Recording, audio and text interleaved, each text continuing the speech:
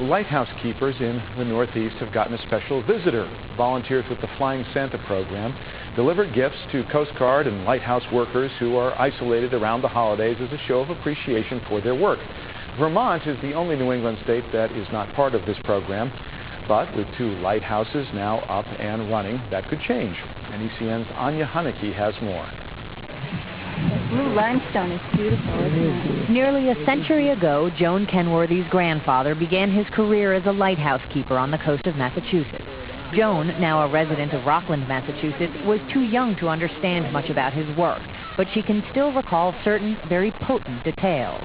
You'd go in the tower and you'd smell that nice special, lighthouse gray smell. She also remembers that her grandfather's job was not an easy one. He barely survived the hurricane of 1938. His wife, Joan's grandmother, didn't make it. Certainly when you're out on some of these isolated islands, it was often dangerous. And often lonely, which is what prompted the creation of the Flying Santa program back in 1929. The aim was to bring Christmas to lighthouse keepers in the Northeast, many of whom were isolated during the holidays, by delivering donated gifts.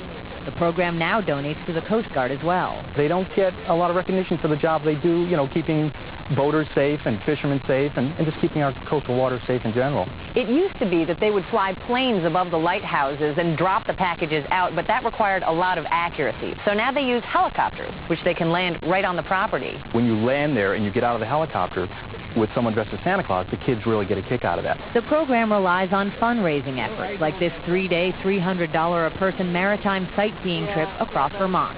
Vermont is currently the only New England state that is not included in the Flying Santa program. But with our trip up here today, we might have to rethink that. If Vermont is added to Flying Santa's rounds, the first and last stop will be at Rob Clark's Lighthouses.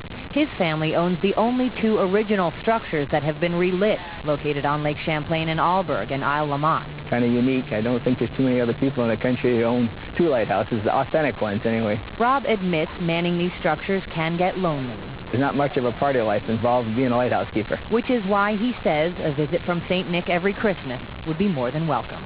In Alberg, Vermont, Anya Haneke, NECN.